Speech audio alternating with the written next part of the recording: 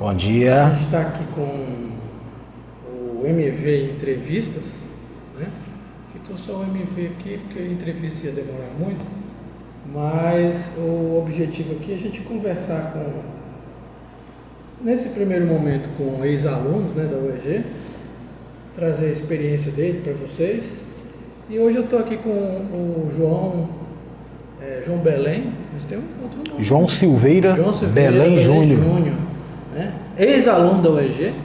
Você começou em 97 a 2004, né? Isso. 97 a 2004 aqui na UEG. E você fez mestrado de transporte lá na UNB. Na UNB, exatamente. Aqui foi uma história, nós começamos em um outro prédio, né? A antiga Uniana, o anexo, né? O anexo do prédio do Jundiaí.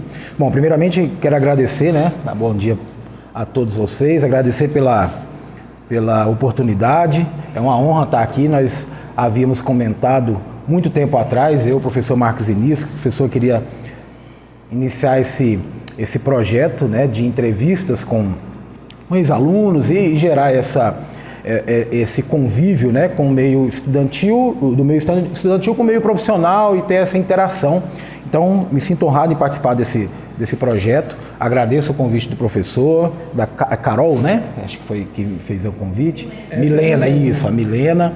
E estou aqui para responder as perguntas, as dúvidas que vocês tiverem. Agradeço bastante. Então, eu comecei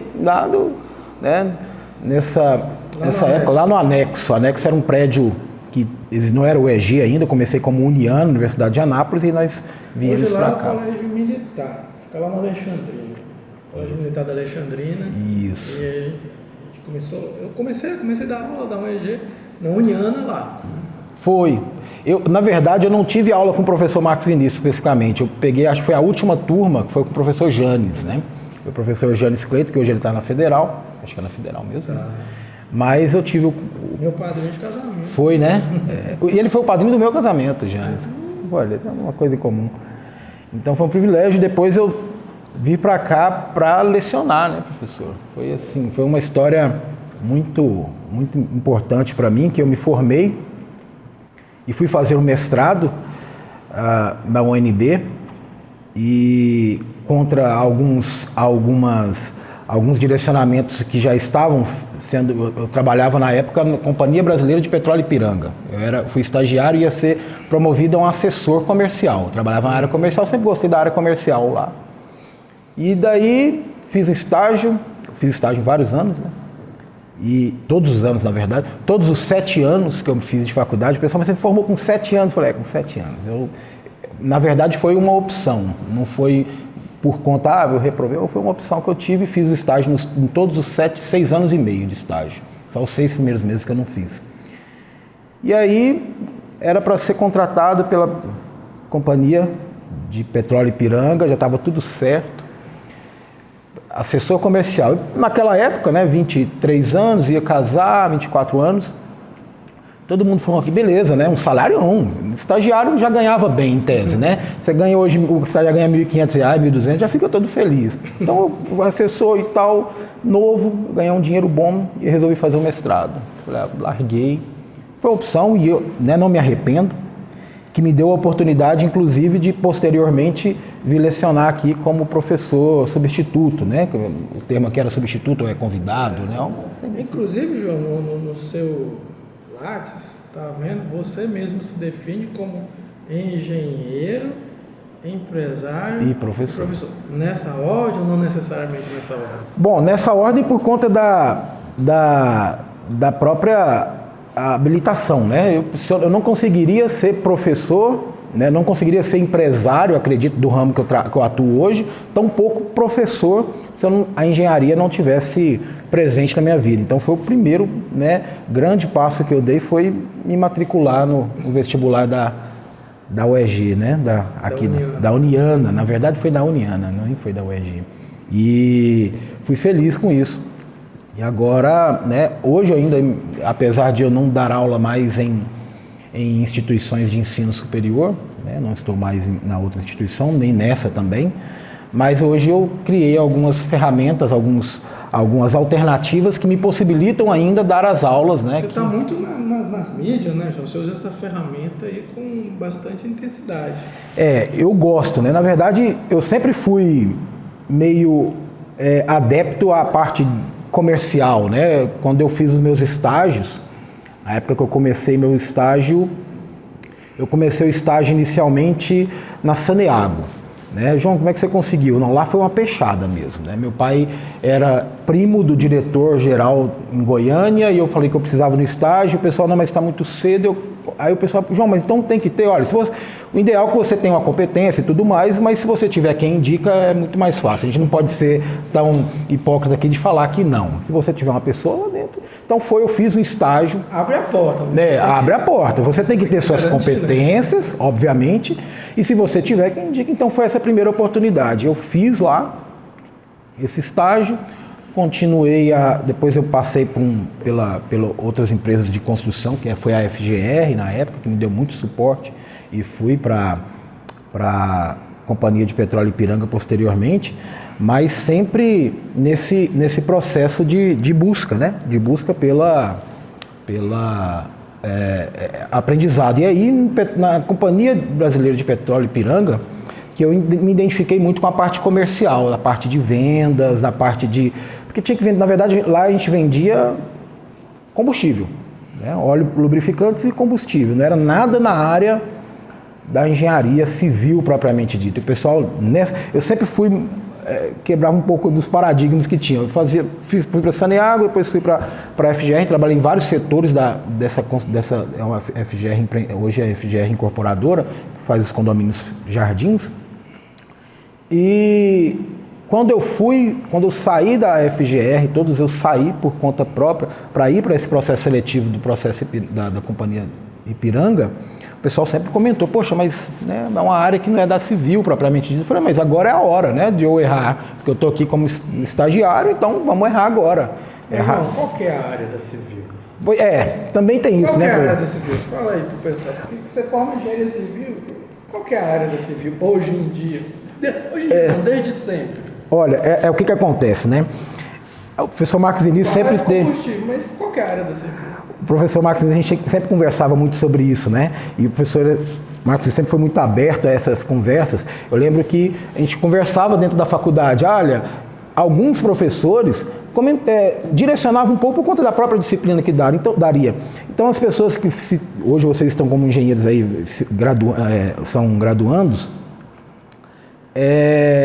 aspirantes, né, engenheiro civil, tem muitos ainda a questão, olha, engenheiro civil vai trabalhar com obra, gerenciamento de obra ou elaboração de projetos.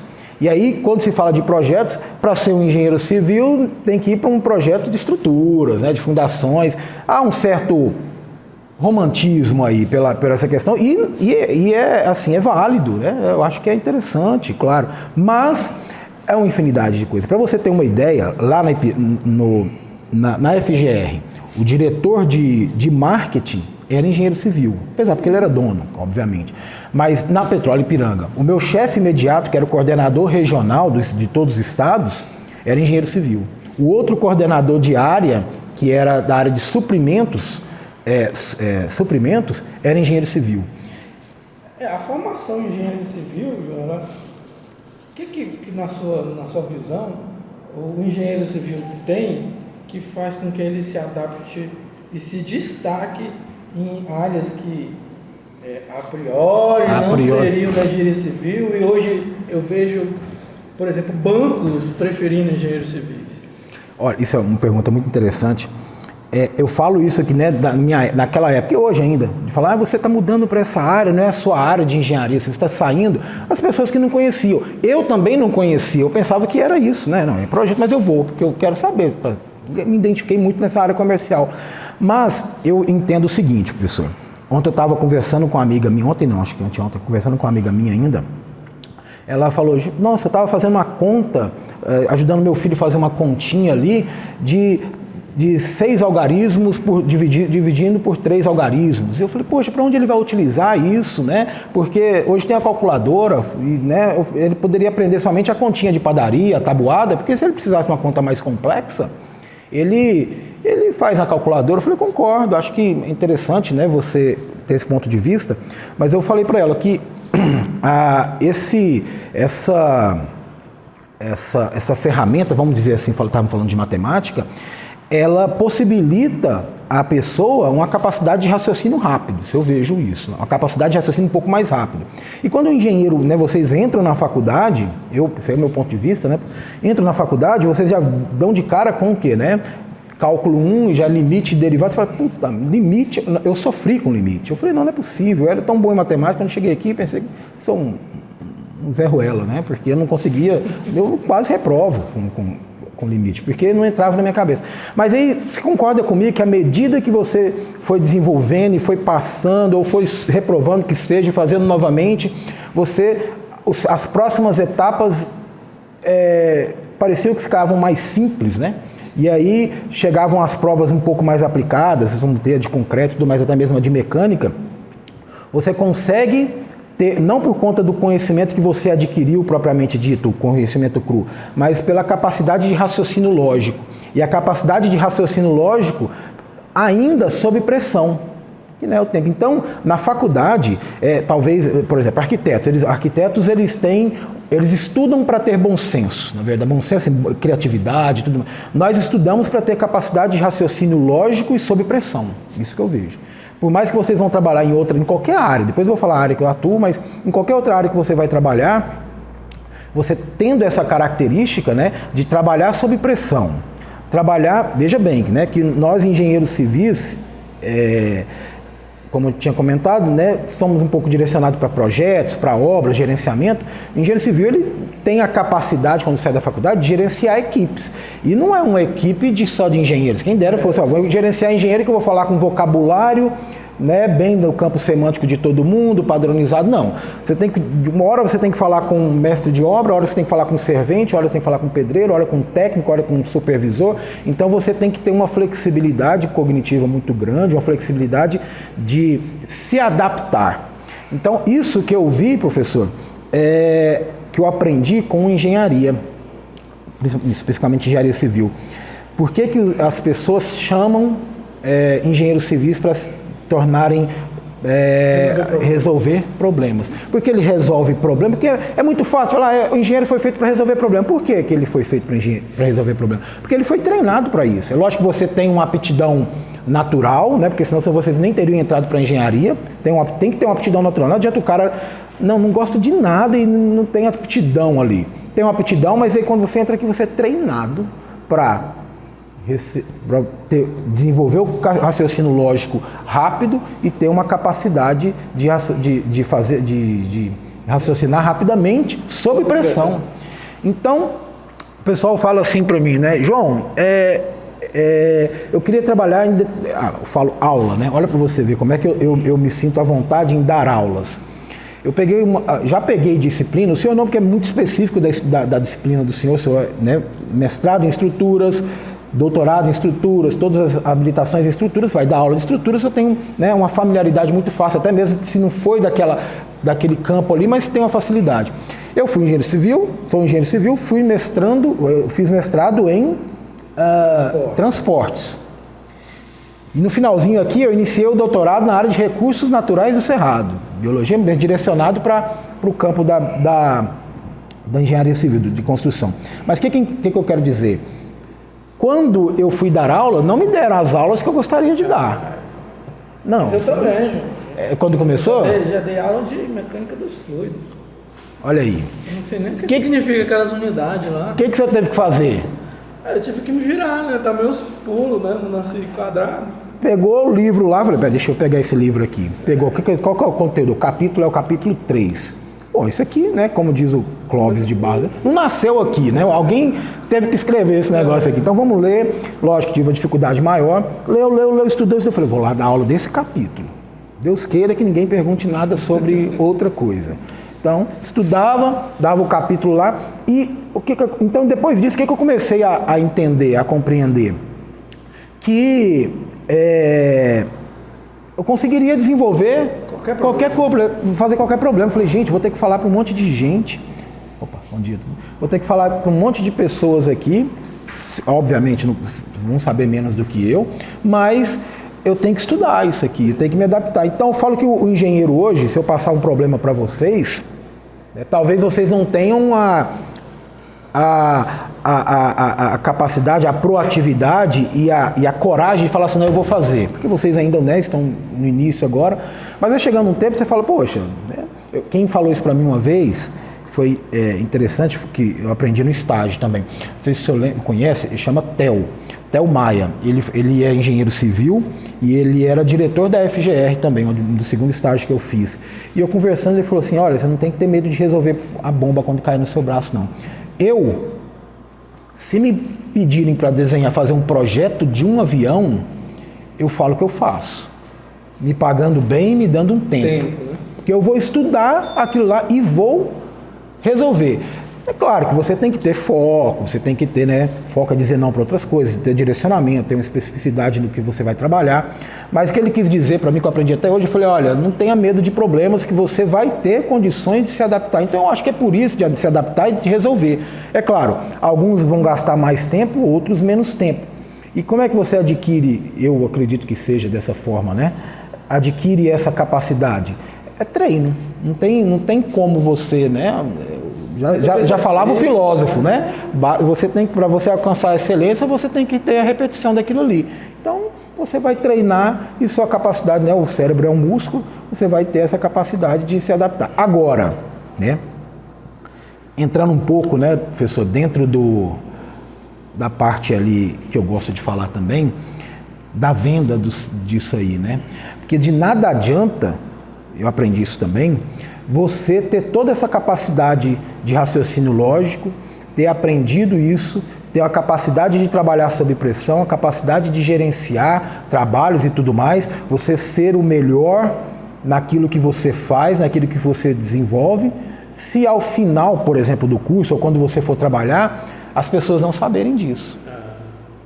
Se as pessoas não souberem que você é o melhor, tem um ditado que eu gosto de falar muito, que não adianta você ser o melhor do mundo se o mundo não sabe que você é o melhor. E nesse aspecto, João, alguém já, na sua jornada aí, alguém já tentou faturar em cima do seu trabalho, que você teve, não, pera, isso aqui sou eu que estou fazendo. Ah, professor, de pronto assim, eu estou tentando lembrar, não, mas eu sei que acontece, né, de você, principalmente quando você trabalha, assim, agora eu lembrei de um caso aqui, né, no caso que eu trabalhava na Saniago ainda. Eu lembro até hoje, para você ver, vou contar uma historinha rapidinha aqui. Quando eu fui para lá, e eu fui por uma indicação, né, então eu cheguei lá todo perdido, né, e aí não tinha lugar para eu ficar. Eu sou muito claro para falar isso, pessoal, você conseguiu por mérito? Não, na Saniago não. Na Saniago eu consegui. Claro, eu tinha feito algumas estudos, mas isso foi lá em 98, então não tinha nem computador em casa, não tinha nada. Então quando eu cheguei lá meio perdido, aí um rapaz me chamou lá, um chefe da área, muito boa, um engenheiro que me ensinou bastante. Ô, vem cá, tal, você está... nós estamos fazendo aqui a implantação do sistema ISO de qualidade e tudo mais, e nós temos aqui algumas coisas para fazer. Eu falei, cara, perdido pra caramba aqui, né? Uma febre, né? ISO, foi uma febre, implantação e tudo mais. Eu falei, o que eu vou fazer aqui, né? E ele falou, olha, aí eu falei, mas eu tenho que mostrar algum serviço aqui. E aí eu vi um computador, eu tinha mexido no computador algumas vezes, assim... Mas eu sabia mexer, mas não tinha aspecto. Aí a primeira coisa que ele comentou comigo, ele falou assim, você sabe mexer no Excel? Na hora, eu nunca tinha mexido, na hora eu falei assim, putz, sei mexer no Excel. Ah, que bom então, você vai preencher essas planilhas aqui e tal. Eu olhei aquilo ali e falei, putz, aí na hora eu tive que me adaptar. Eu posso dar uma olhada no inventário e tudo, porque tinha que cadastrar o inventário. Não tinha um vídeo do YouTube, não? Não, YouTube, cara, YouTube. Tinha nada, tinha ninguém, não tinha telefone, não tinha nem internet. Internet, não sei se vocês lembram, um tal de discada, nem era discada, era discada, fazia um barulho interessante. Então, era sexta-feira, eu fiz inventário e falei, putz, eu tenho que fazer alguma coisa aqui. Né? Acabou o período de estágio, não tinha ido para o computador, tinha feito lá. E aí eu fui para Goiânia. Eu morava em Goiânia, com aquilo na cabeça. Falei, segunda-feira eu vou ter que mexer naquele negócio, não vai ter como eu correr mais, né? Eu já tinha falado que tinha, então, como diz, eu já tinha queimado os barcos, né? E agora não tinha como voltar mais. E aí eu fui num amigo meu, que era o Toninho, engenheiro hoje também, agrimensor, e ele tinha uma Xerox lá perto da Praça Universitária, que ele tinha um computador. E ele sempre falava que fazia e tudo mais, que era um bom do computador e tudo. Eu falei, Toninho, preciso de uma ajuda sua, cara, porque eu não sei mexer nesse computador, no Excel. Ele, não, vamos mexer aqui. Ele não sabia também, mentiroso. Eu falei, putz, não, mas treina aí. Aí como é que eu aprendi? Eu fui mexer no Excel, eu aprendi o Excel apertando o F1 do Excel, que aparecia a tela do Windows 95, F1, que era inglês. Help, né? O help era inglês. E eu não sabia inglês. Eu falei, mas eu tô fundido, né? E aí fui traduzindo o dicionário, aprendi mais ou menos e fui para lá. E eu comecei a cadastrar lá, mas assim, como não tinha conta, fórmula nenhuma, porque se tivesse fórmula eu estava enrolado. Né? Eu comecei a cadastrar esse inventário, colocando a tabelinha e tudo mais. Fiz toda aquela planilha, tudo, ali numa salinha, num cantinho, uma sala de 2x3, sozinho. Fiquei lá durante 3 semanas, mais ou menos. E, hora ou outra, ia um rapaz que era não era o meu supervisor, era um assistente. Ah, como é que tá? E voltava e tal. Aí quando eu terminei, deram ali, sei lá, muita foram, um calhamaço assim. Ele imprime para mim. Eu falei, nossa, imprimir, né? Não sabia, você acredita que eu não sabia? Aí, eu olhando ali, imprimi o negócio. Imprimi, coloquei, grampeei. Ah, me empresta aqui. Entreguei para ele. O que aconteceu? Ele levou lá pro supervisor, tá aqui, tá tudo pronto, inventário e tal. Eu não sabia nem colocar assinatura no negócio, ou no rodapé, que foi eu que tinha feito. Não. Então foi a primeira vez que eu percebi. Eu falei, poxa, aí o pessoal, ninguém foi falar obrigado para mim, né? Eu falei, cara, isso é complicado. E aí eu me senti desvalorizado na primeira vez. Eu falei, não, mas peraí, da próxima vez eu vou arrumar esse negócio. E aí eu comecei a me mostrar um pouco mais, né? Já peguei o computador que estava na salinha, já pus na mesa do lado do supervisor, que tinha uma sala grande. Eu podia colocar o computador aqui porque dúvida que eu tiver e tal, e era verdade mesmo, mas fui coloquei o computador e comecei, então toda hora chegava gente na sala, eu me apresentava, eu cumprimentava, e aí eu fui me mostrando, mas eu não ainda com essa sensibilidade de saber que eu tinha que me mostrar, mas quase que por raiva na época. Eu falei, puxa, eu tenho que me mostrar aqui porque o cara tomou meu serviço, né? E olha, eu demorei, eu sofri para mim. O que você fala assim, por exemplo, se o cara for muito introspectivo, né, tá fazendo engenharia civil. Engenharia civil, a atividade, assim, nós vimos que é bastante ampla, mas acho que em todas as interfaces você tem que se comunicar. Então, professor, o que acontece, né? Eu entendo, eu falo porque eu já tive no meu escritório, nós fizemos um levantamento agora, eu tive 82 estagiários já. 82 estagiários, desses estagiários, 2 somente que não montaram um negócio. Até são concorrentes meus, tá? Eu não consegui fazer o relatório de todos os 80, mas dos últimos 20 que eu fiz, todos eles estão atuando no mercado. E existem algumas características. Por exemplo, eu vou dar um exemplo aqui notório. O senhor conhece ele, e ele fez estágio no meu escritório 1 ano e meio. Você conhece vários, vou falar de vários, pronto.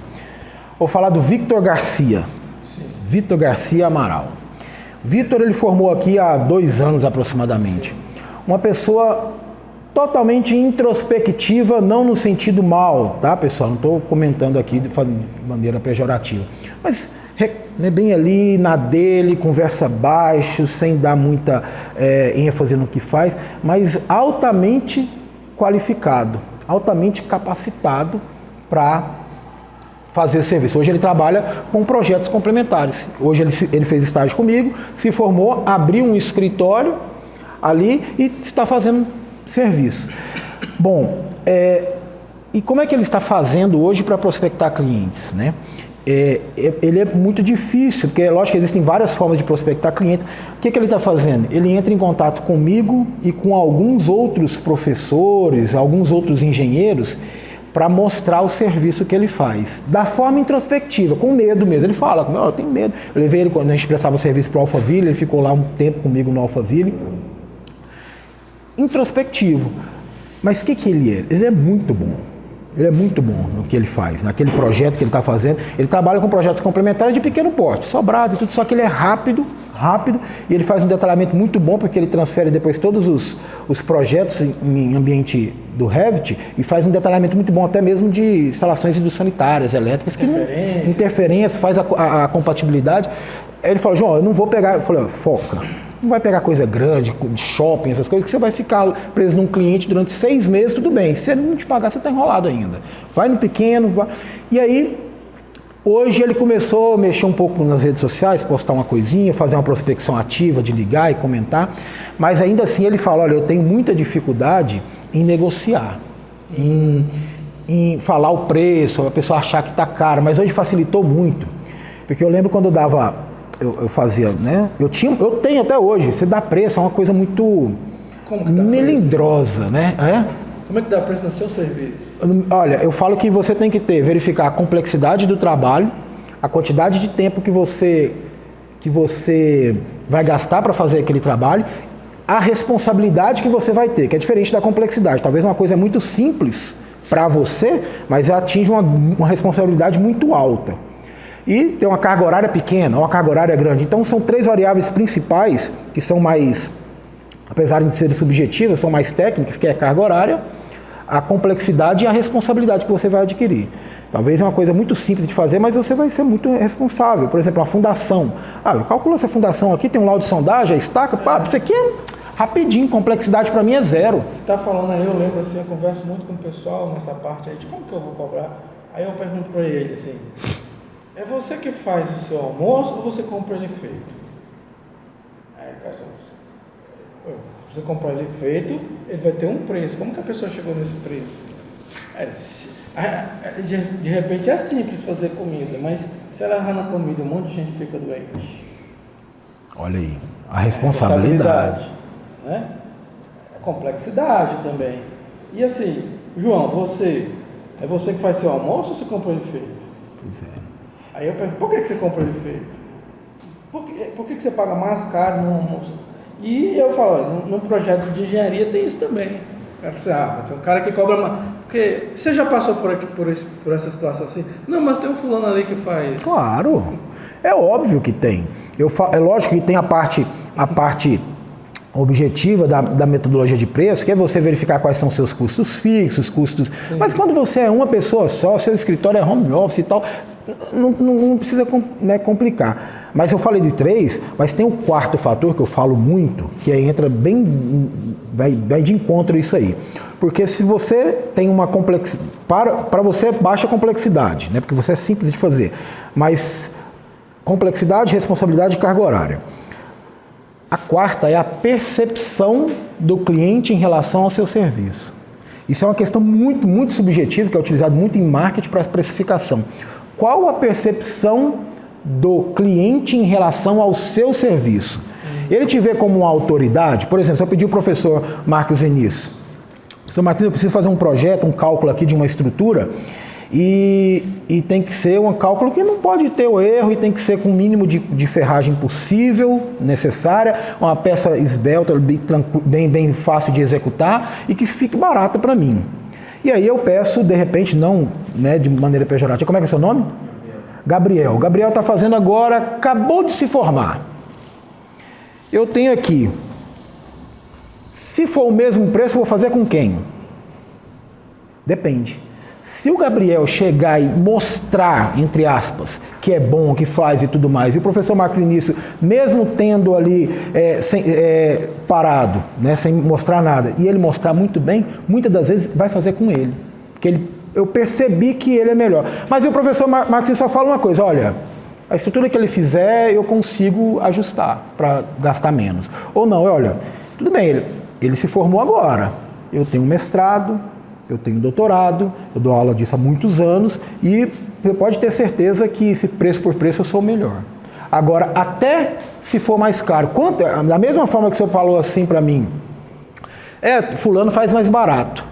Eu já tive muitas pessoas que falaram para mim, você é mais caro, mas eu vou fazer com você. Por quê?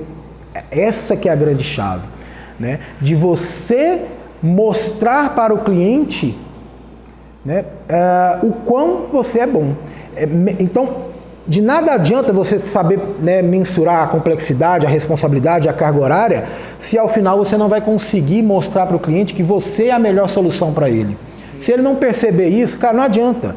E como é que você majora isso? Aí que entra as questões de marketing. Quer um exemplo bom? O senhor deve seguir alguma pessoa da área de estruturas, no YouTube, ou alguma pessoa, mas não vou falar disso. Tem um outro. Você fala, tem um fulano, um livro, pronto. Um autor. Tem os autores que eu... Um autor, exatamente. Concorda comigo que o senhor já tem uma percepção dele. Por quê? Você já leu o livro dele, vira e mexe também, ele está, sei lá, no YouTube, vou dar uma olhada no que ele está fazendo. Tem uma coisa que chama branding dentro do marketing. É a fixação da marca. Então, quanto mais você aparece para aquela pessoa, tanto é que existe uma coisa que chama remarketing. Já viu quando você vai procurar no Google passagem aérea para Cancún? E aí, de repente, acabou a sua vida, né? Você abre qualquer página, tá lá, Cancún, CVC e tal. É uma estratégia de marketing, você coloca uma tag ali, você consegue reimpactar aquelas pessoas que entraram no seu site várias vezes, posteriormente, porque o Google já tem uma pesquisa que uma pessoa deve ser impactada no mínimo mais 5 vezes para que aumente a capacidade de compra. Então, por isso que você é reimpactado, para lembrar, para quando a pessoa... Quando eu falar aqui para o senhor aqui agora, quem é a referência em estrutura de concreto armado hoje? O senhor? Zé Milton de Araújo, né? Pronto, Zé Milton de Araújo. Por quê? Porque a nossa mente funciona como caixas, várias caixinhas. Então, quando ele estudou e falou, colocou ele dentro da caixa. Quando fala estruturas, tem a caixinha dos engenheiros, mas tem a caixa dos Zé Carlos, é outra caixa. Circo, quem que você lembra de circo? Circo de Solé. Mas o Circo de Solé. E os outros circos estão em outra caixinha. Por que é isso? Porque tem Aparece muito. Aparece muito. É uma forma de mostrar, mas não é só ficar falando que é bom, mostrando que é bom. Mas, João, como é que um engenheiro é uma coisa assim? Eu sou meio cético quanto engenheiro fazendo marketing. Principalmente, venha para mim a estrutura, minha estrutura é a melhor do mercado, peso mínimo, seções otimizadas. Assim, eu vejo assim, o engenheiro de estrutura vender estrutura, quando o cara vinha com isso, mas tem um cara que lhe faz por esse preço, a minha resposta, então vai lá e faz com ele. Comigo é isso. Se ele quiser, eu não sei se... Não era muito marketing da minha pessoa. Não é. O que acontece, Dão? Na minha cabeça, as pessoas não entendem. Eu sei, porque sou cético, eu também sou. Como que eu vou fazer propaganda assim? Venha para a minha estrutura. Né? Aqui nós temos seções otimizadas, FCK, de 30 MPa, concreto protendido, com as cordas cordoalhas. Engraxada. A comunicação. Eu tenho essa dificuldade. Eu vejo que você tem uma facilidade maior nisso. É a comunicação, né, professor? Tem um ditado que diz que para cada público um discurso. É claro que existe, eu também sou muito pragmático, né? Sempre fui, e cético também. Tanto é que eu não faço existem tipos de comunicações mais agressivas no marketing e as comunicações mais veladas. Né, de certa forma, que é um marketing um pouco menos agressivo, que não que eu sou contra o marketing. O que vai definir o desespero, né? O que vai definir o tipo de comunicação? O desespero do cabra. Só fazendo um adendo rapidinho sobre preço, antes de nós entrarmos aí, aquela questão do preço. Eu tenho um curso, né? Eu tenho um curso de regularização de imóveis, que tem vários alunos dentro do grupo. Como é que é esse seu curso aí? É um curso online, gravado, é online, é gravado e tem... Mas fica onde esse curso? Dentro da plataforma Hotmart, Hotmart. Eu tenho, e aí dentro do curso tem as aulas online, os modelos, os projetos, e diferente de todo outro, eu tenho um grupo do WhatsApp onde eu fico fazendo a tutoria durante 12 meses para todo mundo. O curso é que você tem? Regularização de imóveis. Que é uma coisa muito chata. Chata, mas depois eu vou explicar. Eu faço um pitch. Mas aí o que acontece? Lá, uma das dúvidas que já são recorrentes, principalmente para quem está começando, é quanto que eu cobro isso aqui? A pessoa sabe fazer. Tem que fazer um membramento de lote, um desdobro de lote, solicitar um ABITS, retificação administrativa, participar planta e memorial para uso capião. Eu sei fazer, João, aprendi aqui nas aulas, tá tudo beleza, estou com memorial. Mas chegou um cliente, quanto que eu cobro? Aí o que eu falo? Muitas das vezes, quando você chega nessa pergunta, é sinal que você é inexperiente. Fato. Que você não tem experiência, mas tem o primeiro cliente. E o que geralmente os profissionais mais gabaritados, mais experientes falam o que você tem que fazer. Você tem que valorizar o seu serviço, Sim. você tem que fazer valer, você tem que cobrar pelo seu serviço, investimento que você fez na sua vida, AutoCAD. E eu sou de uma corrente um pouco contrária. Porque para o professor Marcos Vinícius falar, não, você tem que cobrar no projeto estrutural R$50 o metro quadrado. Para ele é fácil cobrar. Agora pede o Gabriel para cobrar R$50 o metro quadrado, se ele vai fazer. O cara vai fazer com ele. Ele tem que ralar para convencer a pessoa a não fazer com você e fazer com ele. Então, não adianta eu dizer para o profissional que eu cobro, por exemplo, uma planta memorial descritivo, nós estamos falando aqui em agosto de 2022, planta memorial descritivo para uma casa residencial para fazer uso capião. R$3.000. Se o Gabriel for cobrar, ele não vai conseguir vender o serviço dele, cobrar por 3 mil, a pessoa fazer com ele. Talvez não.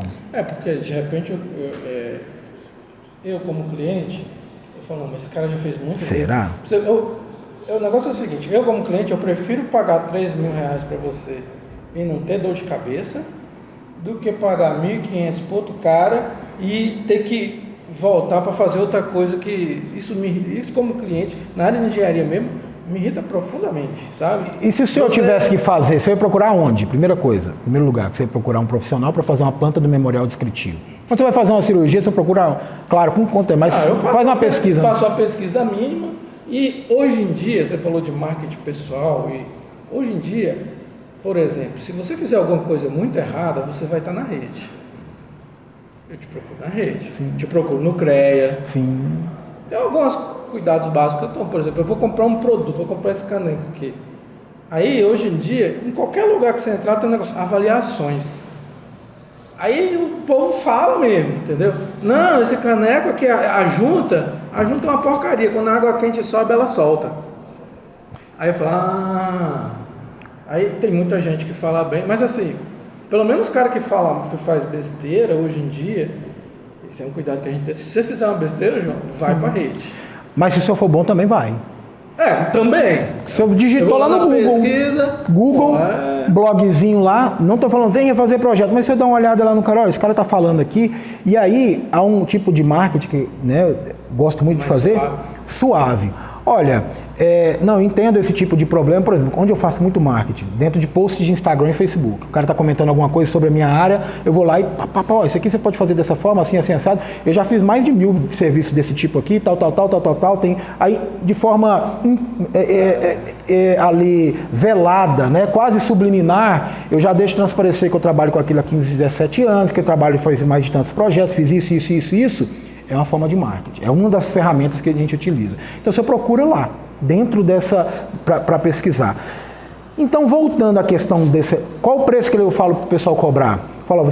As pessoas ficam tentando adivinhar. Por que a pessoa pergunta, quanto que eu posso cobrar nesse projeto? Aí pergunta para quanto que você está cobrando? Para quê? Para saber o preço máximo que ele consegue cobrar do cliente. Para quê? Porque para ele, quanto mais eu cobrar, maior vai ser a minha margem de lucro, mais feliz eu vou ficar. Mas para quem está começando, qual que é a dica que eu dou? Sempre. Você vai cobrar não o máximo que o seu cliente pode pagar, tentar adivinhar o máximo que o seu cliente pode cobrar. Você vai fazer o serviço pelo mínimo valor que você consegue fazer. Qual que é o mínimo que eu consigo fazer? João, mas aí vai antiético. Fazer antiético, por quê? Não tem, por mais que o pessoal pense, engenharia não é igual ao AB. A OAB tem uma tabela pronta. A engenharia não tem uma tabela pronta de ser, principalmente, por exemplo, de regularização de imóveis. Quanto que vale um desdobro de lote? Separar um lote do outro para criar matrícula separada. E a gente cobra 5 mil, a gente cobra 1.000. João, mas eu vou... não adianta você colocar o mesmo preço que a galera experiente está cobrando, que você vai se ferrar. Você não vai conseguir pegar, a não ser que você faça um marketing muito bom para mudar a percepção daquela pessoa em relação a você. Mas isso você não faz de curto prazo. O processo de brand, é de médio a longo prazo. O preço ainda pesa muito na decisão do cliente? Pesa. Principalmente para cliente que não é recorrente. Para cliente, porque a maioria dos serviços, dependendo para quem você presta o serviço, ele faz uma vez só. Ele não tem uma comparação, que aí é uma outra estratégia de negociação, que eu sempre falo, tem até no curso.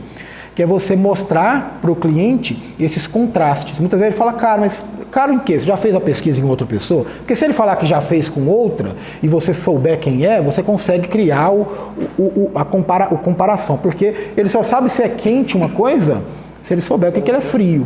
Então, A questão de cobrar barato, talvez o pessoal vai reclamar, você está cobrando muito barato, um preço muito barato.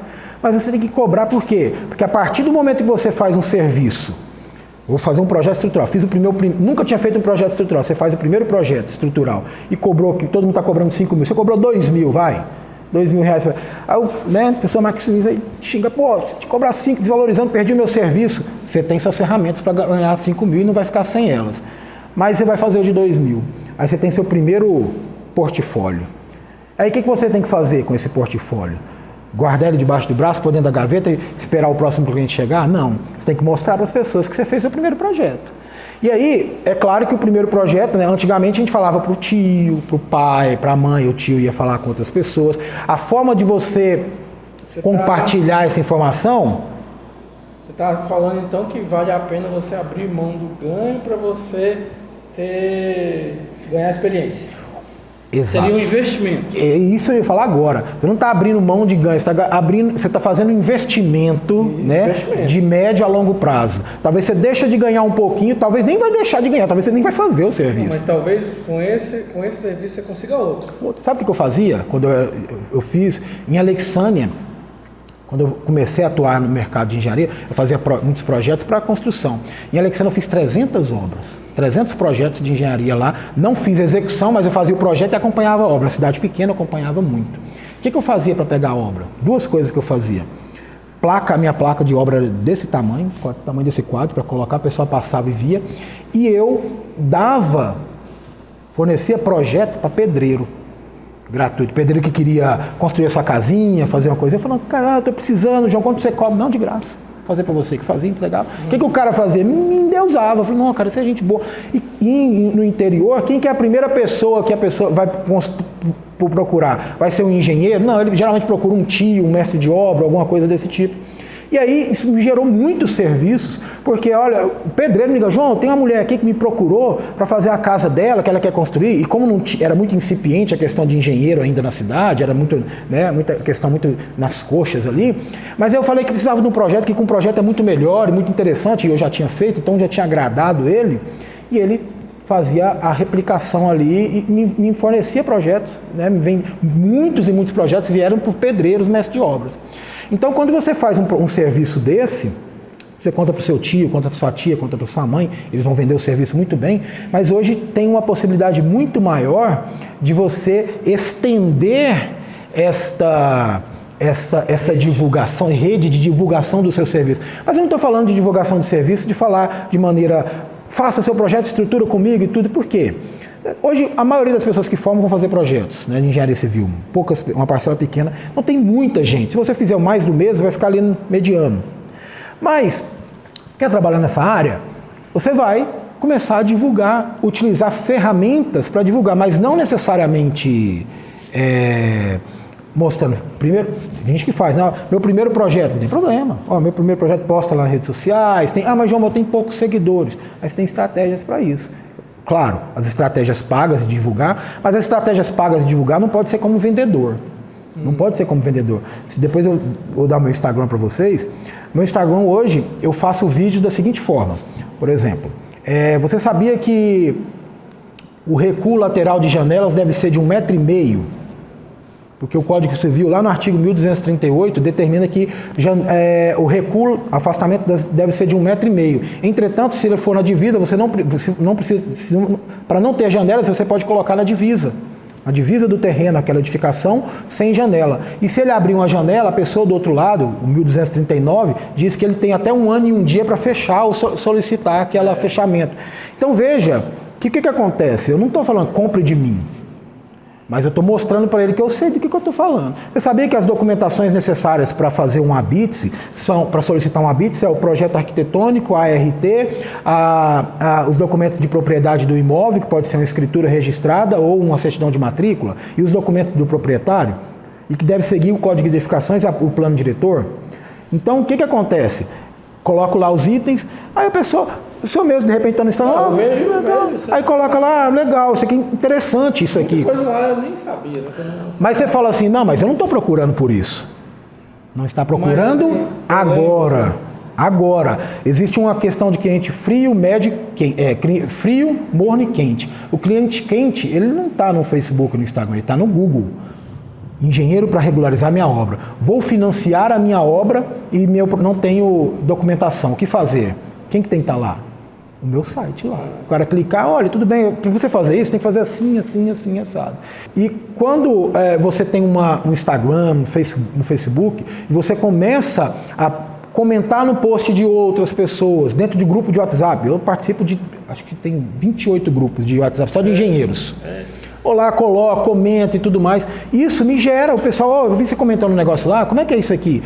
Um ou outro eu dou uma consultoria gratuita, o outro eu consigo vender um serviço. Tem vários serviços que eu vendo dessa forma. Quando eu falo vendo, assim, né? Bom, João, então você está me dizendo que o engenheiro vive o dilema da mulher de César. Não basta ser engenheiro, ele tem que...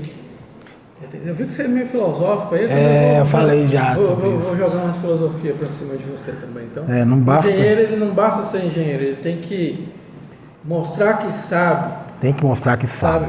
Não basta fazer o serviço. Não basta. Hoje, ele tem que mostrar que sabe fazer o serviço. Antigamente, quando me formei, 17 anos atrás aproximadamente, o que acontece? Quando você falava que fazia engenharia, o pessoal já, faz engenharia, cara, olha só e tal. Você já tinha automaticamente ali um glamour e um prestígio, não que agora não tenha, mas eles já te viam como uma autoridade.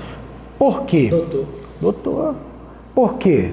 Porque quando eu me formei, existiam 3 faculdades de engenharia civil em Goiás. Era o EG, que na verdade era o EG, a Católica, que hoje é a PUC, e o UFG, formando 90 alunos anualmente, que não era semestralmente. Estou otimista, né? Vamos colocar de 90 para 30 ali, 10 em cada turma.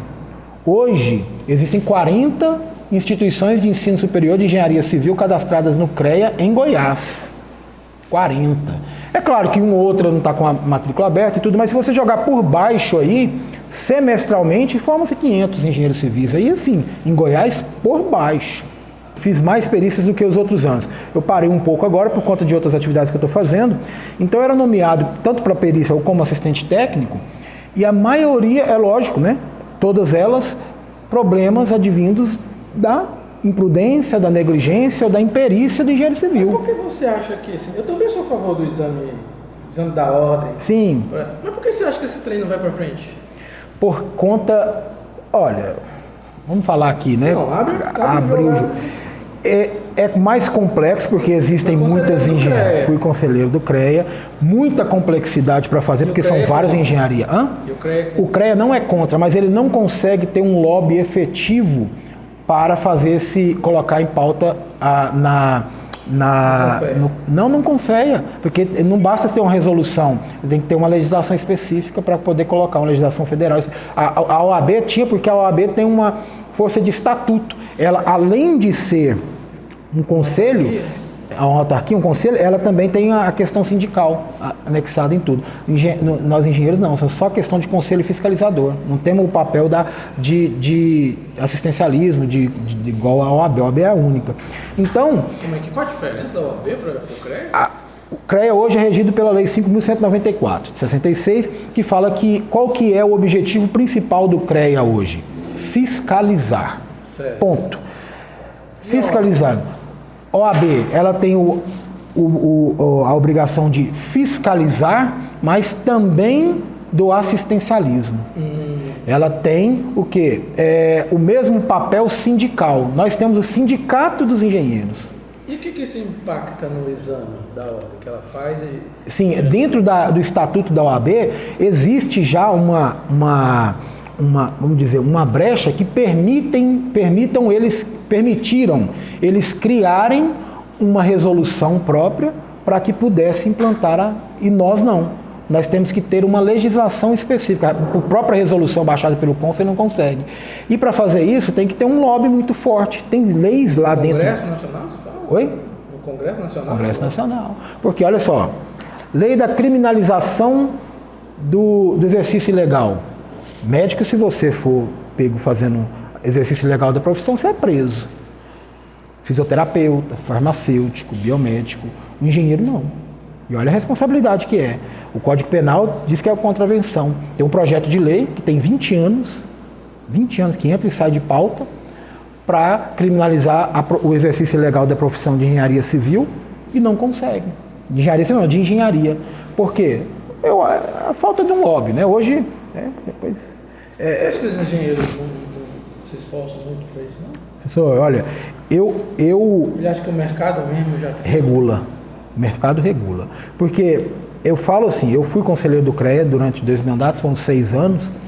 Eu fui porque eu queria saber como é que funciona esse negócio. Eu falei, porque todo mundo metia o pau no CREA, e tal. Eu falei, antes de meter, deixa eu ver como é que funciona esse negócio. E fui lá, olha, não é tão fácil assim de fazer as coisas como o pessoal pensa que o CREA tem que ajudar, não. O CREA fiscaliza. O objetivo do CREA é meter a caneta. Fiscaliza sobre denúncia, né? Fiscaliza... Ele não tem estrutura para fiscalizar. Só que é o seguinte, a fiscalização ela é reativa. Só que receberam já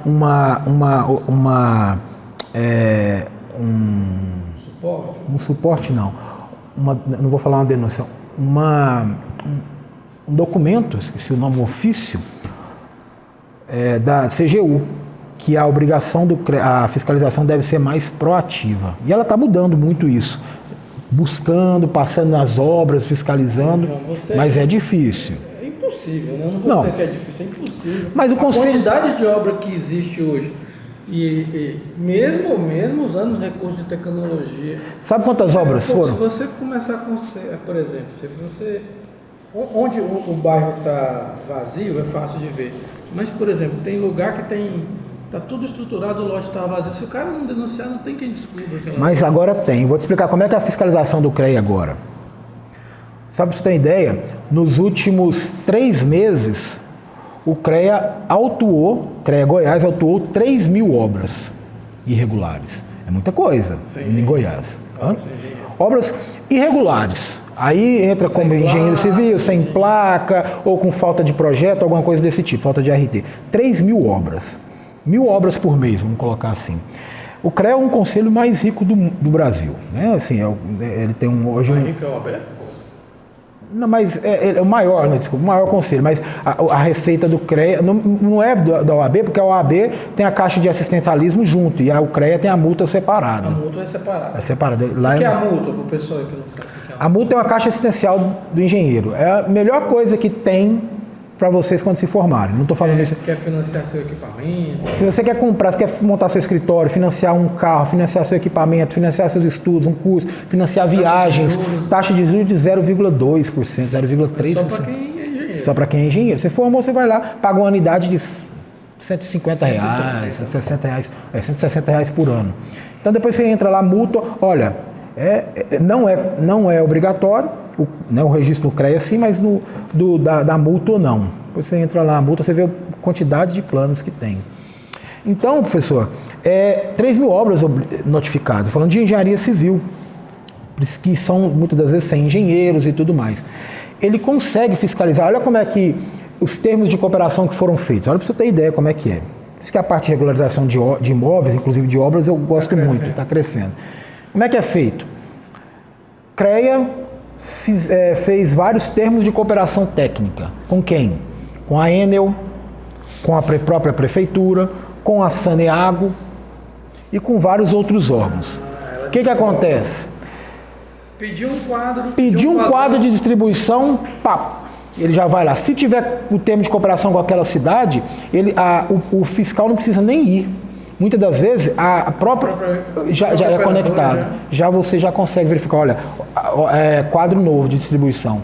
Aí é claro, 5 quadros novos, tem a rota, aí é calculada a rota automaticamente, tá? Eles têm o BI agora e tudo mais, eles calculam a rota do fiscal, para ele falar, olha, os pontos de ligação de água, de energia aqui, possivelmente é uma obra, ele espera um período para passar. A prefeitura, muitas das vezes, quando de Goiânia é assim, solicitou um alvará de construção, João, se solicitou tem engenheiro, não necessariamente, porque a prefeitura pede só o projeto de arquitetura, não pede o projeto complementar.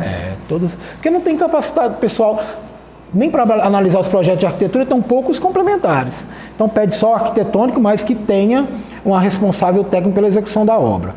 Mas Quando ele faz isso, ele comunica ao CREA, por exemplo, de Goiânia, de Aparecida, comunica ao CREA, o CREA já traça uma rota para passar nessas obras, para verificar se tem placa, se o engenheiro está passando na obra. Então, fica muito mais fácil. Isso acontece também, quer ver? Não precisa nem de denúncia. Não, por isso que ficou um pouco mais reativa a fiscalização. Rural, da mesma forma, né? Tem convênio de cooperação com o INCRA, com a Emater, com tudo que teve uma nova campanha da vacinação. O que eles fazem? Porque tem que ser registro de todas as vacinações. Então eles entram lá dentro do site do Ministério da Agricultura e tem um termo de convênio, verificar quantas vacinas foram entregues para qual região, para verificar se teve o agrônomo ali, alguma coisa que está fazendo a plantação. Então tem tudo registrado. Então ficou mais, não que, apesar de o CREA é o que mais... Monitorando os indicadores de possíveis obras. Exatamente. Olha, aqui em Anápolis tem 4 fiscais, 4 carros de fiscalização. Qual conselho tem isso? Nenhum. Nem OAB, porque não precisa, mas nenhum. Medicina não tem. Medicina, tinha um carro aqui, não tem, parece que tem, agora de Goiânia vem 2. Sabe uma coisa que eu sou grilado com o CREA? Assim, super a favor, não sou contra o CREA, sou super a favor. Você acha que o CREA podia ter mais peso político do que a OAB tem? Esse fato.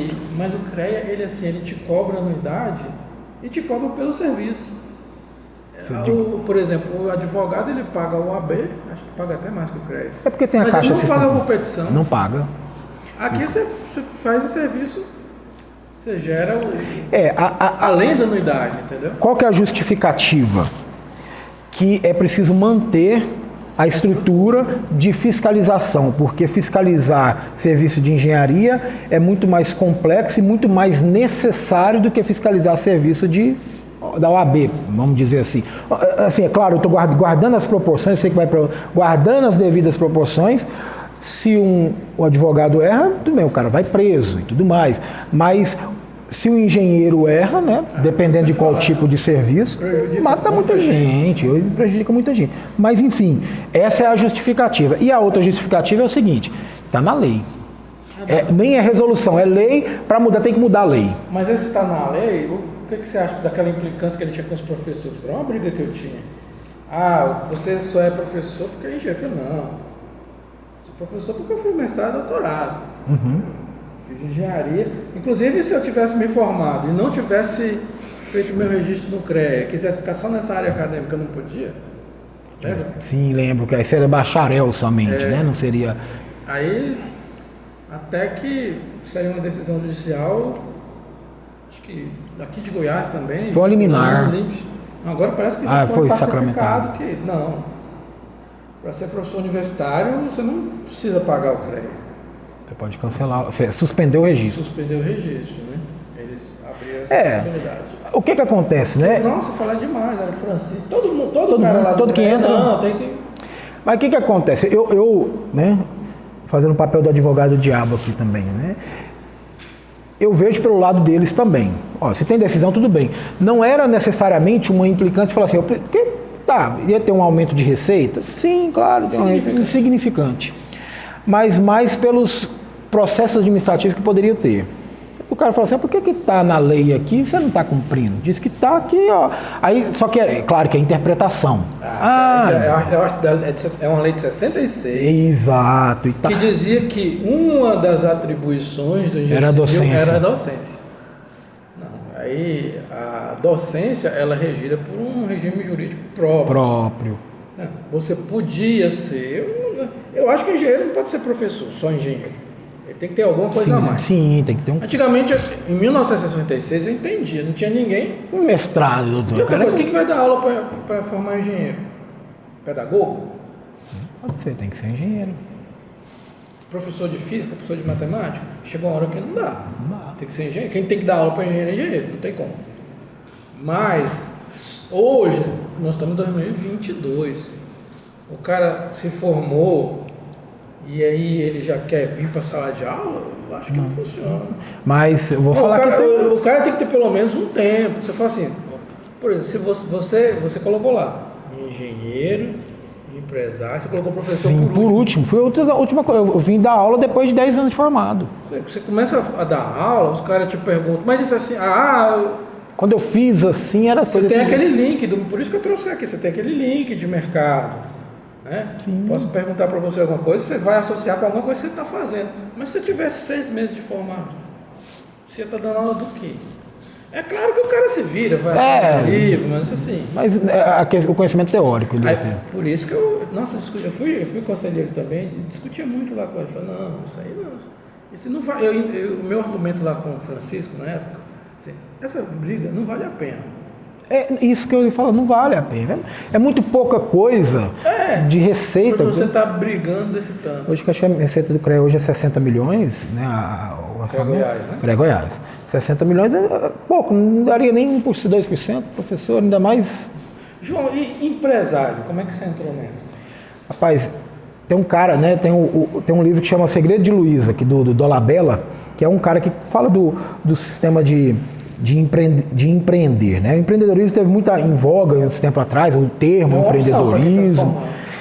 O que acontece, né? Na faculdade, pelo menos na minha época, não se tinha muito o incentivo ao aluno para ele ser empresário ou empreendedor, né? Ou alguma coisa desse tipo, empresário. Empresa Júnior? Não, Empresa Júnior foi agora, né? Recentemente.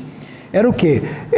Você vai trabalhar numa construtora, né? Você vai ser um funcionário, um empregado, e não tem nada, não tem problema nenhum, é perfil. Eu estava falando do Vitor aquela hora, o Vitor tem um perfil que ele falou, não, sempre eu gosto de trabalhar, me dá serviço, eu vou fazendo. É um perfil, não tem, né? Assim como a Isadora foi estagiária minha também, a Natália Isadora, ela tem um perfil de empresária, ela tem postura, ela tem questão de liderança e tal. Fala alto, e se impõe e cobra. Um dia eu pus ela para cobrar uns clientes lá, ela foi lá e cobrou e tá falando, vai ser empresária. Montou o escritório dela e tá bombando aí, não sei se você já sabe, tá bem pra caramba. E, então, é um perfil, mas é necessário que se abram outras visões, né? Que existe, obviamente, a questão do empregado, trabalhar para uma construtora, o profissional liberal. Na hora que eu cheguei... Funcionário para empresário. Na verdade, eu nunca fui funcionário, basicamente. Eu fui estagiário. Eu fiz estágio 6 anos e meio e tal. E aí, na hora que eu terminei, eu falei, nossa, eu queria montar alguma coisa e tal. E, de repente, falei, do nada, eu falei, vamos fazer um mestrado, então. Para eu pensar mais um pouco. É tipo aquele cara que termina o ensino médio, terceiro ano, não sabe, faz o cursinho, né? Eu fiz o primeiro, segundo, terceiro ano e cursinho, para dar um tempo de... E é lógico, o mestrado foi bom, tava eu, o sertanejo, falei, bora fazer esse mestrado, porque então, tá sabendo aqui, não sei como é que vai ser, tá bem naquela crise daquela época. Aí nós fomos fazer o mestrado, e lá, assim, surgiu o primeiro serviço lá, né? Que era fazer um laudo de um muro que estava caindo, mas era um laudo, não era de verificar a estrutura, era só para, a gente chama laudo de inspeção, só para verificar se o muro estava caindo ou não. Caindo, tá aqui, a estrutura está rompendo. Então, tem um professor meu lá no UNB, você não pode falar que está caindo, você tem que dizer se existe uma grande probabilidade de ele vai cair. De ruptura, não cai, você fala, vai estar. Basicamente foi isso, então era somente para constatar como estava o muro, um relatório de constatação. E foi a primeira, o pessoal chegou lá para mim, olha, tem aqui, eu estava recebendo uma bolsa, falei, rapaz, eu não estou nem não, eu estou com essa bolsa, mixaria, vou pegar esse serviço aqui. E apareceu, fui lá, fiz, eu lembro até hoje, foi um serviço que eu ganhei R$500, só que há 17 anos atrás, eu falei, cara, a bolsa era 800 na época. Um serviço, eu falei, ó, esse negócio aqui é bom. Aí eu comecei a movimentar, né, fui lá, aí o tio da minha esposa, morava em Alexânia. Então, quando eu voltava de Brasília, eu sempre passava na Alexandre, que ele tinha um churrasquinho lá, mequetrefe, um churrasquinho daquele negócio assim, ele bem humilde, passava lá. E assim, como eu comentei com vocês, há 17 anos atrás, quem se for fazer engenharia, se formava em engenharia, tinha não que agora não tenha, mas um prestígio, cara, quase um doutor e tal. Então, eu chegava lá e ele ficava falando, né? Olha, meu sobrinho aqui, engenheiro e tal. Eu chegava, engenheiro, tá precisando de uma planta, ele sabe. Eu falei, que sei nada. Sabe fazer um projeto, ele sabe. Eu pensava, rapaz, não saber, esse cara vai me arrochar aqui. E aí, de repente, foi o que aconteceu. Tinha o primeiro cliente específico, que foi o Zezinho do Sofá. Zezinho do Sofá, ele vendia, era Zezinho do Sofá porque ele consertava sofá na casa dele. E tem foto lá, cara, o Zezinho do Sofá queria abrir uma pastelaria pro filho dele na esquina. E aí ele foi lá e falou, Empreendedor, né? Empreendedor, cara. E falei, eu vou montar aqui. Eu sei que não precisa desse trem de projeto, de planta, não, porque esse negócio... Aí eu pensei, já a percepção do meu serviço está lá embaixo, né? A percepção do meu serviço... Vou desligar isso aqui. A percepção do meu serviço já está lá embaixo. O cara já pensa que... Não precisa. E tal. Isso é uma estratégia de negociação também, né? A pessoa do outro lado vai falar, preciso não de serviço, não, mas quanto que é? Tá precisando e for desdenha, né? Falei, mesmo, tal, mas eu faço um projetinho pro senhor aí, pra gente tal, vai que tem fiscalização, alguma coisa. Rabisca o negócio lá pra mim. Se eu achar bom, falei, não, risco. Aí eu fui lá, fiz um projetinho, coloquei bem 3D, nem pensar, não tinha esse negócio de 3D. Fiz o projetinho, mostrei pra ele, SketchUp.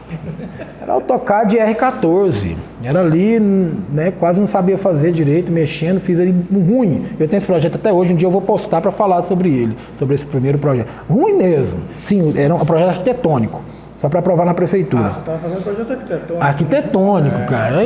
Mas era uma salinha, era uma de esquina, tinha um chanfro, era de 7 por 5. Nenhum arquiteto ia querer pegar. Não, ninguém quer pegar um negócio. Fui lá, fiz, aí...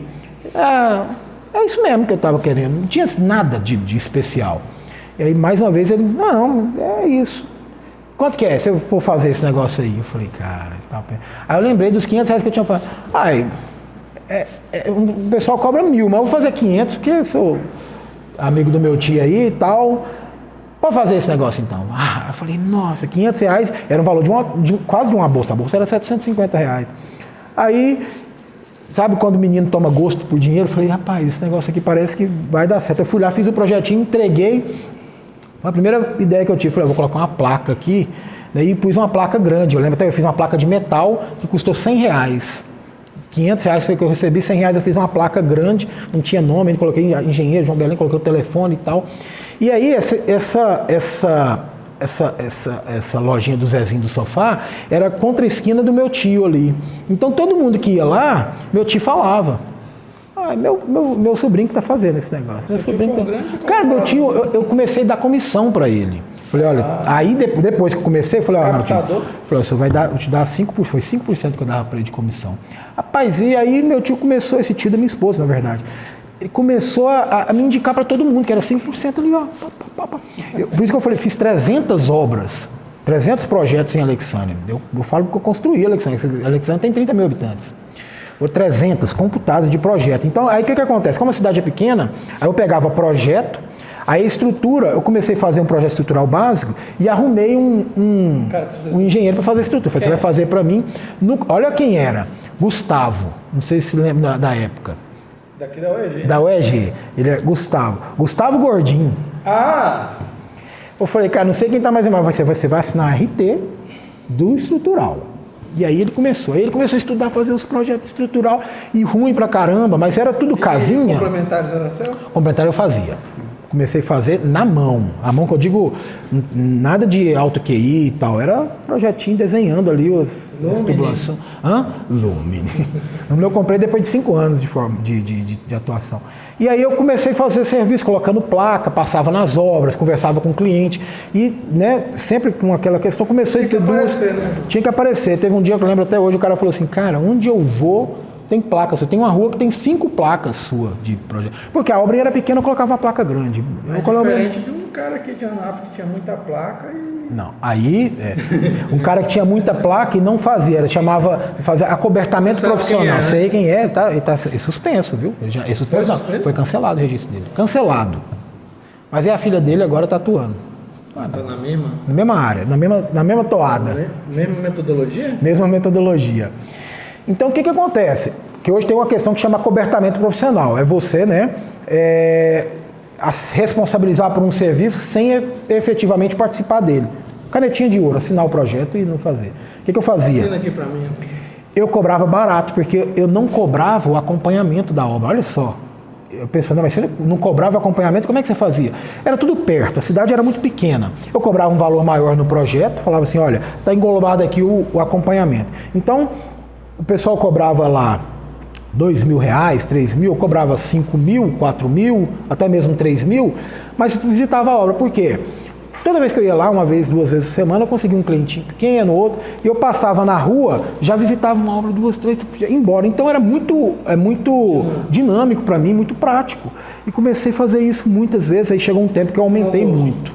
Aí, falei, aumentei muito o serviço, aí eu consegui um rapaz de lá, de Alexânia, que desenhava muito bem à mão, mas nunca tinha ligado um computador. Eu falei, você quer trabalhar comigo? Vou te ensinar aqui. Ensinei, e ele era de lá, hoje ele é arquiteto lá. Ele ficou 11 anos comigo, ele aprendeu a fazer projeto de arquitetura, fez arquitetura, ficou 11 anos comigo e ele ia para lá sempre, então ele era meu suporte lá. Não que ele fazia a fiscalização da obra para mim, mas ele passava na obra, eu podia, né? Eu podia dar para ele vai lá, passa, tira umas fotos, dá uma olhada, porque ele já tinha um senso. Importante, né? É importante, né? Você dar uma olhada na obra. Eu ia sempre, mas eu tinha mais uma pessoa para olhar. E comecei a fazer isso. E aí eu comecei a ter muito serviço. E aí, depois disso, eu peguei gosto. Eu falei assim, olha, aí nunca tive registro em carteira de trabalho. Tive registro agora da Evangélica e daqui. Da Univangélica. Aqui a gente não é concorrente da Evangélica. E foi o quê? Foi por oportunidade, porque você pode, o Dolabella fala que tem empreender como oportunidade ou por necessidade. Não pode, né? Engenheiro civil não pode ser MEI. Não, João? Nem engenheiro civil, nem médico, nem advogado. Por conta, a legislação veda profissões de intelectuais, profissionais liberais de grau de intelectualidade, como advogado, engenheiro, bacharel, não pode. Não pode ser MEI, senão seria ótimo. Aí eu entrei como profissional liberal, depois eu comecei, vi que profissional liberal estava difícil. Pessoa jurídica, né? Pessoa jurídica há muito tempo. Eu tenho uma pessoa jurídica há 14 anos, porque não dá para você fazer. Não tem como. Por quê? Se é profissional liberal, você vai emitir um recibo e tudo, e por fim você tem que declarar o imposto de renda.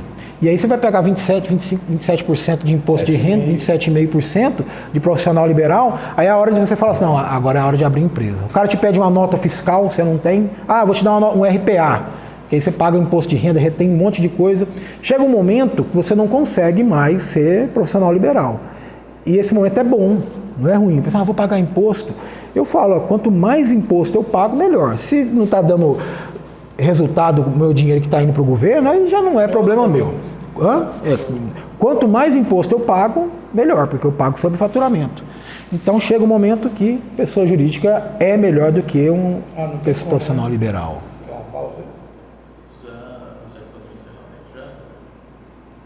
Vamos caminhando aqui para o final, hoje e também pelo horário, né? Se for conversar aqui vai Ixi, bate um papo geral. Eu tinha comentado com eles, professor. Pode continuar? Uns 10 minutinhos, gente. Tem pouco espaço mesmo lá também. Bom, João, então você está falando do CNPJ, vai fazer o corte aqui, né? Então vamos falar da última parte. Nós já falamos de engenheiro, nós já falamos de empresário. Eu quero que tu fale comigo como é que é essa experiência de ser professor. Olha, Porque continua sendo. Hoje em dia, a realidade é que você não é professor somente em instituições de ensino. Sim. Hoje em dia, as plataformas digitais deram a possibilidade de você vender cursos. Essa experiência de ser professor, como é que foi? Eu comecei sendo professor na graduação. Eu tinha uma amiga minha que era diretora de uma escola pública e na época tinha uma possibilidade de ser prolabore, um professor que era tipo um convidado também. Eu fui dar aula de física, né, e comecei a ganhar um dinheirinho lá também, com aula de física. Dando aula de física, matemática, eu comecei a dar aula no Colégio Objetivo, aqui em Anápolis, depois eu fui para T2 em Goiânia. E gostei, né? Falei, poxa, é um negócio legal que é uma renda boa, que eu possa trabalhar como engenheiro. Falei, eu vou ser professor. Foi uma das coisas que me motivou também a fazer o mestrado, porque no dia que eu falei, no dia que der certo para mim, eu vou. E foi o que aconteceu, né? Depois que eu fiz engenharia, fiz o mestrado, mas aí o mestrado eu guardei o certificado lá, o diploma lá, e fui trabalhar como empresário, trabalhei muito tempo. E aí, um dia eu estava aqui, quem me chamou para dar uma aula no lugar como substituto foi a Marisa, de professora de arquitetura aqui. Sim. João, eu estou um pouco doente, vou ter que sair, eu precisava que você... Eu falei, vamos lá. Cheguei lá no curso de arquitetura, já dei uma aula, aí que eu comecei a dar uma aula, a Grade me chamou que tinha uma aula aqui sobrando de engenharia, precisando, eu comecei e falei, nossa, que bom. Comecei a dar aula, gosto muito de dar aula, muito. Só não gosto do processo administrativo Corrigir prova, você gosta? Corrigir prova, professor, eu vou falar uma coisa para o senhor, muito séria. Né? Aí eu comecei a dar aula na evangélica, e aí um dia eu estava no domingo, de manhã, eu tenho 3 filhos. De manhã, lá da evangélica, estava com uma pilha desse tamanho de prova. E, meu filho, vamos brincar, papai, vamos não sei o quê. Eu falei, só que é o seguinte, uma coisa é você ser professor. Você, de certa forma, tem uma lacuna. Eu era professor, engenheiro e empresário. Então, fazia muitas coisas e o que sobrava ao tempo era domingo e tal. Eu falei, olha, eu vou ter que tomar uma decisão aqui, porque meus filhos estão crescendo, chega sábado e domingo eu estou corrigindo prova. Eu falei, não, então, entre a escolha eu vou ficar como engenheiro e professor. Então daí teve as questões das saídas daqui, da União Evangélica, casou muito bem. Então, não que eu não goste de corrigir prova, eu gosto, mas estava me tomando muito tempo. E eu fiquei puto com aquilo. Eu falei, não, mas... E meus meninos crescendo, eu falei, então eu vou largar de ser empresário. Eu falei, não, mas não vou deixar de ser empresário, eu gosto. E aí... Gosta de dinheiro, né? O que melhor é o dinheiro, né? Porque... Não, senhor, é o seguinte... Nessa parte, professor, a gente o empresário, o objetivo dele é o lucro, não é? É o lucro, né? Não pode ser... Se não for para lucrar, você vai fazer o quê? E aí eu falei assim, mas eu quero dar aula ainda. E aí eu vi as questões do digital, né? Falei, cara, digital aí tá aí, plataformas, EAD, e eu fiz alguns cursinhos básicos, gravei algumas coisas, aí certo dia o CREA me convidou para dar um curso de regularização de imóveis. Eu vi. Eu falei, isso foi em 2019, no comecinho, antes da pandemia. Eu já estava fazendo muito projeto de regularização de imóveis, trabalhando com advogados, retificação administrativa, uso capião, entrou REURB agora, membramento, aprovação de projeto. Então, tudo. Hoje eu só estou com regularização de imóveis e aprovação de projeto na vigilância, só. Como se fosse nada, só com aprovação. Muita coisa. Mas é o serviço, né? E aí eu fui, vou dar essa palestra então. Era 1 hora de palestra, 1h30, aí deu 200 pessoas na palestra. Foi recorde na palestra, porque geralmente as palestras do CREA online eram 50 pessoas. Deu 200 pessoas e na hora eu falei assim, o pessoal perguntou, você tem um curso, algum material? Na hora eu falei, eu não tenho um curso não, mas eu posso montar um curso se vocês tiverem interesse. O que nós vamos fazer? Aí eu fui e falei assim, vou montar um grupo aqui no WhatsApp agora, montei na hora da palestra, montar um grupo do WhatsApp aqui agora, vou postar o link aqui no chat aqui da plataforma. Quem tiver interesse em saber, né, vai me dando as dicas, entra no grupo lá que eu vou fazer um curso. Aí o que acontece? Entraram 100 e poucas pessoas, 120 pessoas. Aí você não precisa corrigir prova, né? Aí, não precisa corrigir prova. Eu falei, cara, é um curso online, né? Aí, dentro do curso, eu comecei, olha, pessoal, dentro do grupo, comecei a falar, olha, eu vou criar um curso com essas, o que você acha disso aqui, disso e disso? Põe isso também, que na minha cidade é assim, na minha cidade. Foi criando, o próprio pessoal foi gerando a demanda. Eu criei um conteúdo programático, o conteúdo programático será esse, o que vocês acham? Acho, tá beleza, então eu vou ver aqui. Eu gravei 5 aulas do primeiro conteúdo, que não dava tempo. Eu falei, olha, 5 aulas e na semana que vem eu vou abrir. Aí eu criei a estrutura na Hotmart, que é passo a passo e tal, coloquei lá, coloquei as 5 aulas, daria 30 aulas, mas eu criei as 5 aulas. Pessoal, é o seguinte, eu criei o curso e na época era R$ 697. Olha, criei o curso aqui, R$ 697. Não vou perguntar porque não foi 700, né? Não, 697, é assim que falam os valores. E tal, pode parcelar em 10 vezes e tudo mais. E quem tiver interesse, o link é esse, só que tem 5 aulas, tem um cronograma das aulas que eu vou gravar e disponibilizar. Eu coloquei, era 5 aulas por semana, e chama de lançamento semente isso. Você grava 5 aulas e depois vai gravando e vai deixando lá. Colocou lá, vendi 30 cursos. Aí, R$18 mil. Eu falei, cara, é isso aqui que eu quero. Não, eu falei. Aí eu tive que gravar as aulas. Eu pensei, não vou gravar. Você tá igual agora eu vou ter que gravar. Você tá igual um colega meu que pegou um serviço com a mineradora, só rapidinho, a mineradora de Crixás, né? Sim. Eu tô com uma torre aqui, ela tá tremendo muito, tá prejudicando o meu equipamento. Eu preciso de alguém que faça um projeto para ajustar essa torre. Ele falou, nossa, isso é complicado, você fazer isso, não sei o quê. Aí ele falou assim, não, esse projeto é R$45 mil. Pode fazer. Aí ele falou, eu cobrei R$45 mil, o cara respondeu assim, que dia que você pode começar? Aí eu falei, poxa, agora eu vou ter que fazer o projeto.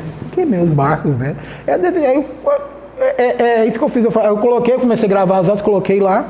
E aí eu falei, não adianta, né? Eu acho chato esse negócio de curso gravado, o pessoal tá lá. Aí eu coloquei todos os meus projetos de regularização em arquivos editáveis, memoriais e tudo. Em cada aula eu coloquei um monte de projetos editáveis e explicava como é que tinha que fazer para cada tipo de serviço. Aí eu falei, mas ainda está incompleto, era só esse módulo. Eu fiz o segundo módulo, que é explicando como criar o negócio. Como é que você vai fazer a prospecção, como é que você vai criar a sua empresa. Fui fazendo dessa forma. E ainda por último eu falei, não, precisa da tutoria. Não adianta só colocar isso e deixar gravado. Aí eu coloquei o grupo de WhatsApp, quem é aluno fica dentro do grupo de WhatsApp durante 12 meses, tirando todas as dúvidas. Eu peguei um cliente, como é que eu faço isso aqui? Você vai na aula tal e complementa com isso. Aí eu tenho um grupo aqui, aí eu fez uma vez, lancei a segunda, estou na terceira turma agora. A terceira turma está aberta, as inscrições, não deixei com lançamento, está permanente. Só que agora o curso aumentou o valor. João, e quem quiser te seguir em redes sociais, faz aí a sua... Pessoal, meu perfil é joaobelém.eng. joaobelém.eng, lá do Instagram. Instagram? Eu falo no Instagram? Aí tem, acho, em outros locais lá. Lá eu falo sobre regularização e aprovação de projetos para vigilância sanitária. Quero te agradecer por ter servido aqui de cobaia. Sim, esse projeto foi ótimo. Uma ideia que a gente teve. O objetivo maior é que vocês enxerguem um pouco das possibilidades que vocês têm no futuro. Né? Tem muitas possibilidades. João é um cara bem dinâmico, deu para perceber aqui. Né? E um cara fácil de conversar. Né? Ele e vale a pena. Eu falo, por exemplo, tem umas coisas que eu não sei como é que faz. Eu vi que eu perguntei coisa aqui para ele. Ele está sempre colocando vídeos, bem dinâmico. Essa parte burocrática realmente eu vou te falar, eu não tenho paciência. É uma das coisas assim que é meu ponto fraco. Eu não tenho paciência para... E eu sei que é necessário, não adianta, faz parte da função. Então, o João é um empreendedor por natureza. Quem se identificou com esse perfil, tem vários perfis. Exato. Tem vários. Né? Quem se identificou com esse perfil, com esse dinamismo, procura o João, entra lá, vai na rede, dá desconto para o aluno da UEG. Sim, né? Rapaz, é o que mais tem. Vai com o voucher do Marcos Vai com o voucher Marcos MV01 e você pronto. consegue um desconto lá. Muito obrigado, João. Obrigado, professor. Valeu demais. Obrigado.